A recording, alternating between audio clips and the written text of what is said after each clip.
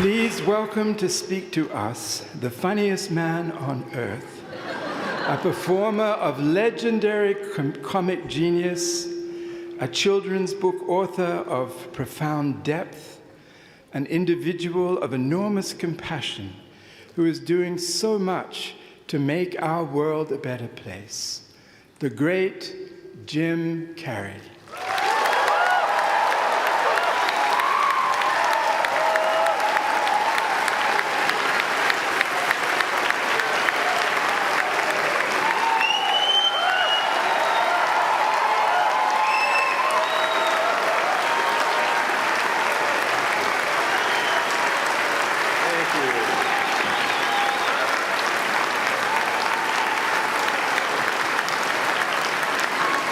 What are you sitting down for? I was going to milk that for a while.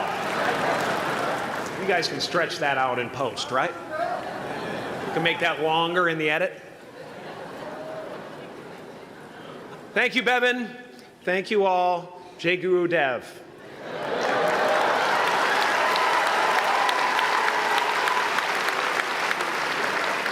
I brought one of my paintings to show you today. I hope you guys are going to be able to see it okay. It's not one of my bigger pieces, so you might want to move down front.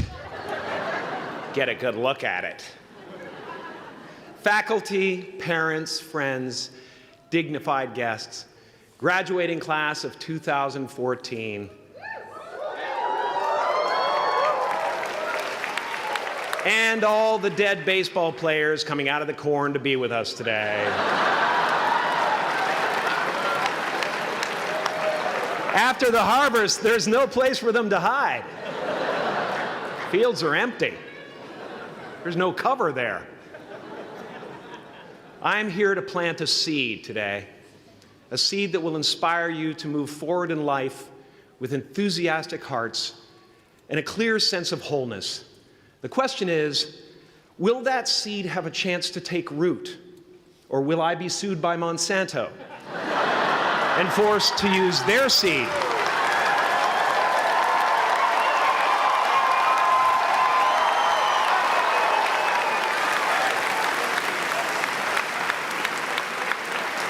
Which may not be totally Ayurvedic.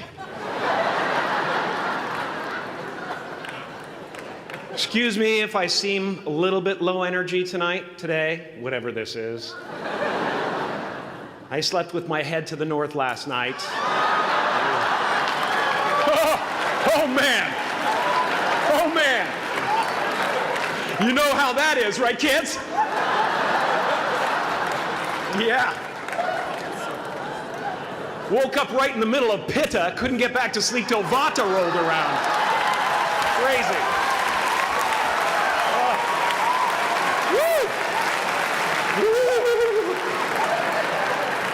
But I didn't freak out, you know. I used that time to eat a large meal. Connect with someone special on Tinder. Because life doesn't happen to you, it happens for you. How do I know this? I don't, but I'm making sound, and that's the important thing. That's what I'm here to do. Sometimes I think that's the only thing that's important, really, you know? It's just letting each other know we're here. Reminding each other that we're part of a larger self. I used to think Jim Carrey is all that I was. Just a flickering light, a dancing shadow, the great nothing masquerading as something you can name.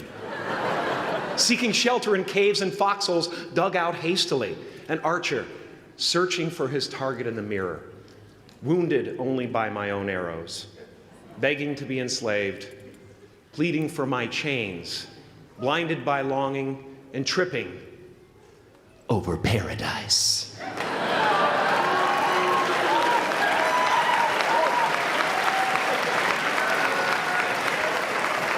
I get an amen? You didn't think I could be serious, did you? I don't think you understand who you're dealing with. I have no limits.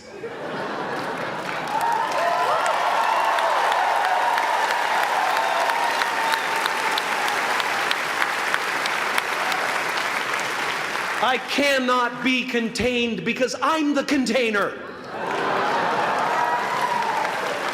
You can't contain the container, man. You can't contain the container. I used to believe that who I was ended at the edge of my skin, that I had been given this little vehicle called a body from which to experience creation. And though I couldn't have asked for a sportier model, it was, after all, a loaner and would have to be returned. Then I learned that everything outside the vehicle was part of me too. And now I drive a convertible.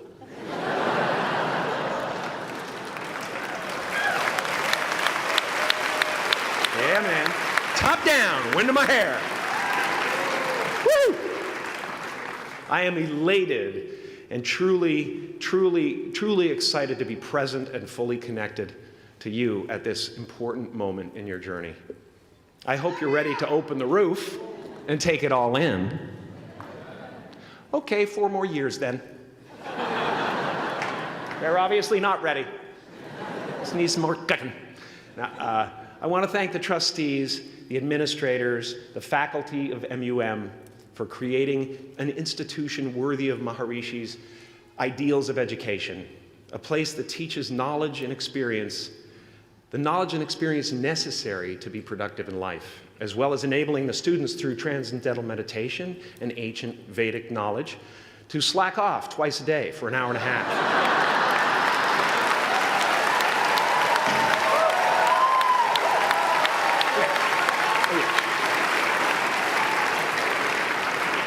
Don't think you're fooling me.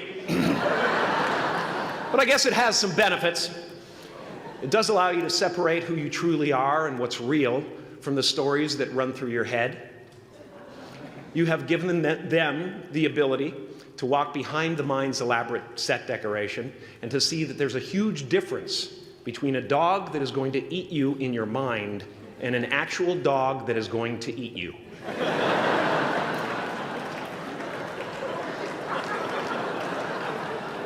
That may sound like no big deal, but many never learn that distinction. And they spend a great deal of their lives living in fight or flight response. I'd like to acknowledge all of you wonderful parents. Way to go. What a fantastic job you've done. For your tireless dedication, your love, your support, most of all, for the attention that you paid to your children. I have a saying, beware the unloved, because they will eventually hurt themselves or me. But when I look at this group here, you know, I feel really safe. I do. I'm just going to say it. My room is not locked. My room is not locked. No doubt some of you will turn out to be crooks. But white-collar stuff, you know, Wall Street, that type of thing, you know, crimes committed by people with self-esteem. Stuff parents can still be proud of in a weird way. And to the graduating class of 2017, -3, you didn't let me finish. Congratulations. Yes, give yourself a round of applause, please. Please.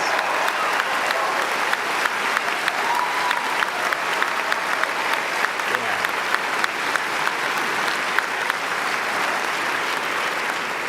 You are the vanguard of knowledge and consciousness, a new wave in a vast ocean of possibilities.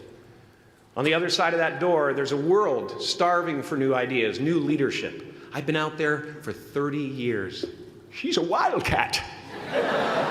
Oh, she'll rub up against your leg and purr until you pick her up and start petting her, and then out of nowhere, she'll swat you in the face. It can be rough out there, but that's okay, because there's soft serve ice cream with sprinkles. I guess that's what I'm really trying to say here today. Sometimes it's okay to eat your feelings. Now, fear is going to be a player in your life, but you get to decide how much. You can spend your whole life imagining ghosts, worrying about the pathway to the future, but all there will ever be is what's happening here, and the decisions we make in this moment, which are based in either love or fear. So many of us choose our path out of fear disguised as practicality. What we really want seems impossibly out of reach and ridiculous to expect, so we never dare to ask the universe for it. I'm saying I'm the proof that you can ask the universe for it. Please.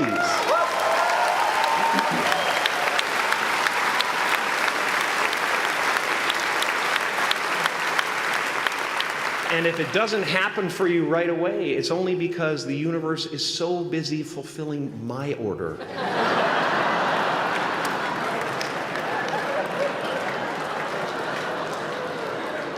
Party size! My father could have been a great comedian, but he didn't believe that that was possible for him. And so he made a conservative choice. Instead, he got a safe job as an accountant. And when I was 12 years old, he was let go from that safe job. And our family had to do whatever we could to survive. I learned many great lessons from my father, not the least of which was that you can fail at what you don't want. So you might as well take a chance on doing what you love.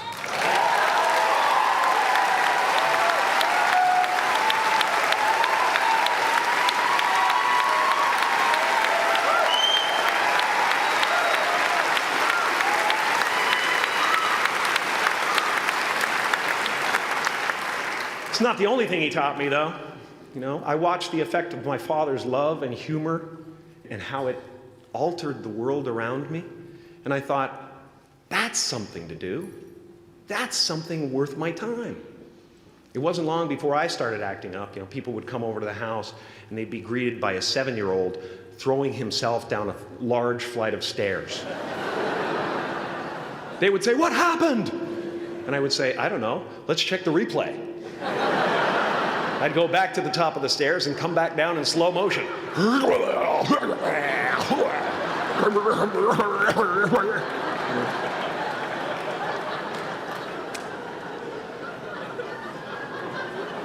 It was a very strange household. My father used to brag that I wasn't a ham, I was the whole pig. And he treated my talent as if it was his second chance. When I was about 28, after a decade as a professional comedian, I realized one night in LA that the purpose of my life had always been to free people from concern, just like my dad. And when I realized this, I dubbed my new devotion the Church of Freedom from Concern. The Church of FFC.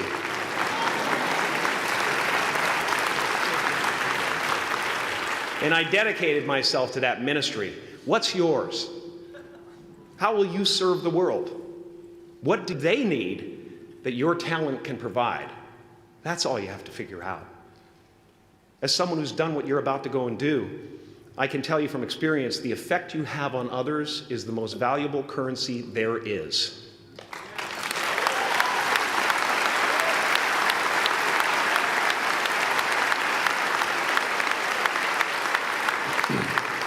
Because everything you gain in life will rot and fall apart, and all that will be left of you is what was in your heart. My choosing to free people, from concern got me to the top of a mountain. Look where I am. Look what I get to do. Everywhere I go. I'm going to get emotional because when I tap into this, it really is extraordinary to me. I did something that made people present their best selves to me wherever I go.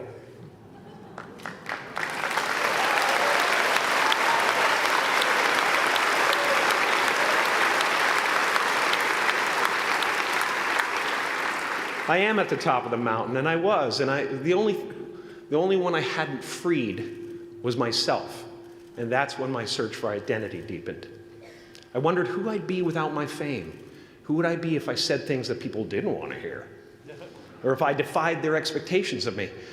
What if I showed up to the party without my Mardi Gras mask and refused to flash my breasts for a handful of beads? I'll give you a moment to wipe that image out of your mind. But you guys are so ahead of the game.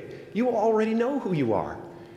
And that peace that we're after lies somewhere beyond personality, beyond the perception of others, beyond invention and disguise, even beyond effort itself.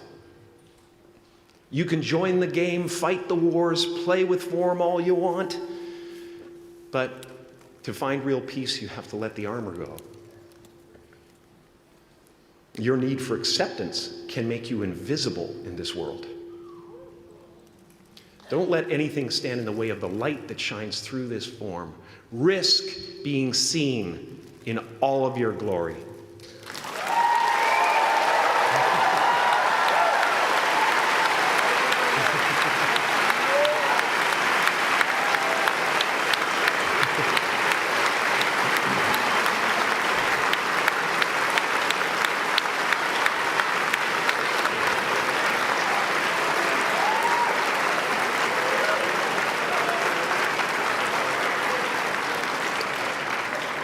It's not big enough.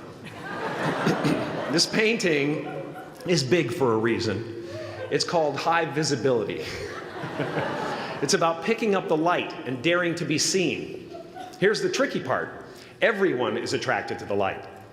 The party host up at the top, who thinks unconsciousness is bliss and is always offering to drink from the bottles that empty you. Misery below her. Despises the light, can't stand when you're doing well, wishes you nothing but the worst.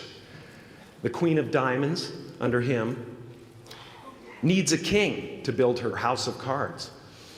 And the hollow one down bottom there will cling to your leg and say, please don't leave me behind, for I have abandoned myself. Even those who are closest to you and most in love with you, the people you love most in the world, will find clarity confronting at times. This painting took me thousands of hours to complete. And when I was finished, thank you, thousands of hours, yes. I'll never get them back. I'll never get them back. I worked on this for so long. I was weeks and weeks like a madman alone on a scaffolding.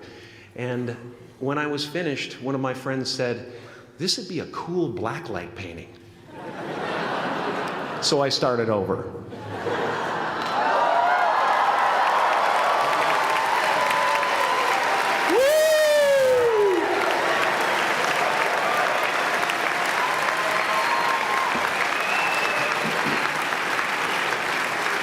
Welcome to Burning Man.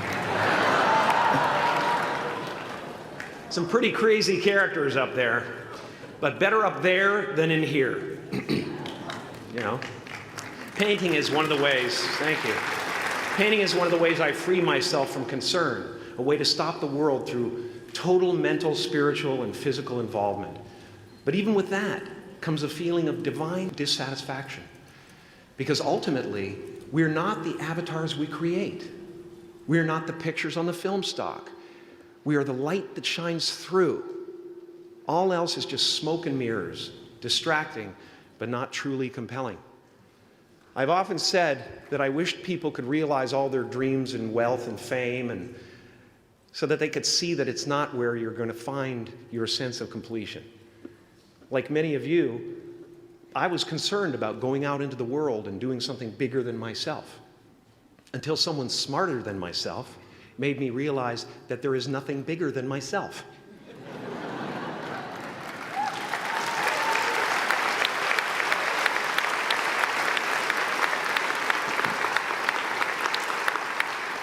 My soul is not contained within the limits of my body. My body is contained within the limitlessness of my soul. One unified field.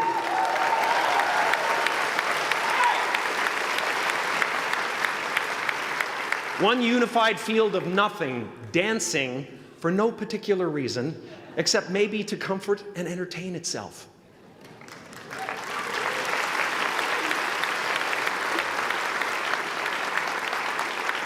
As that shift happens in you, you won't be feeling the world, you'll be felt by it. You'll be embraced by it.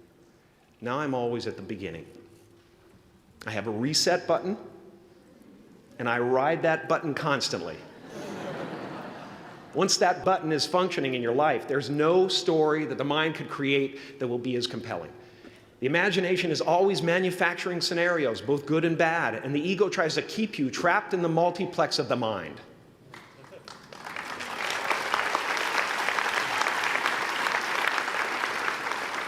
Our eyes are not viewers, they're also projectors that are running a second story over the picture that we see in front of us all the time. Fear is writing that script, and the working title is, I'll Never Be Enough.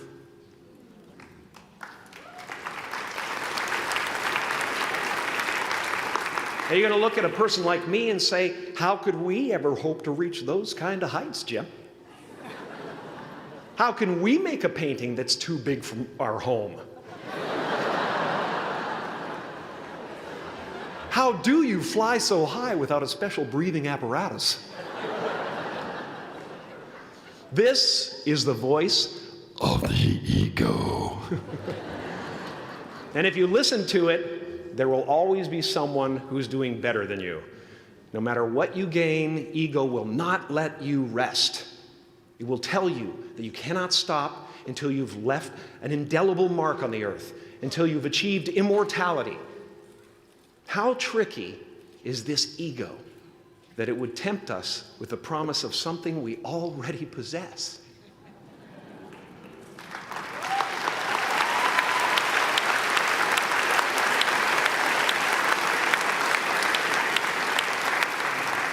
So, I just want you to relax. You know, that's my job. Relax and dream up a good life. I had a substitute teacher from Ireland in the 2nd grade that told my class during morning prayer that when she wants something, anything at all, she prays for it and promises something in return, and she always gets what she wants.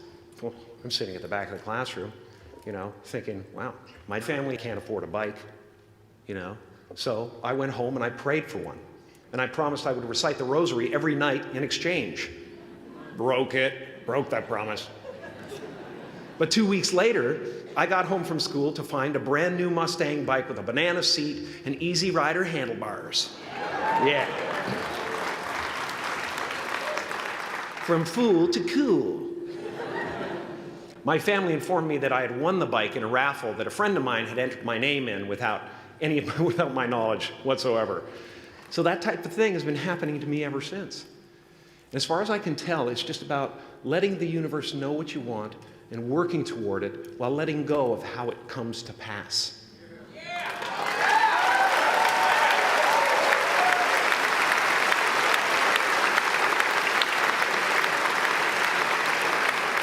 Your job is not to figure out how it's going to happen for you, but to open the door in your head. And when the door opens in real life, just walk through it.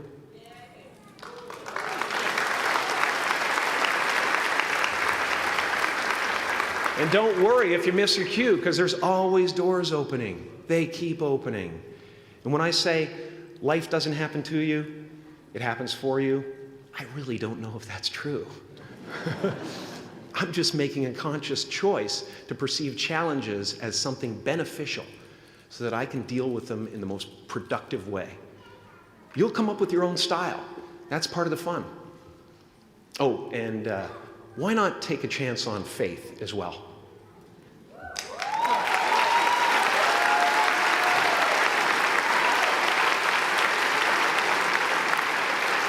Take a chance on faith. Not religion, but faith. Not hope, but faith. I don't believe in hope. Hope is a beggar. Hope walks through the fire, and faith leaps over it.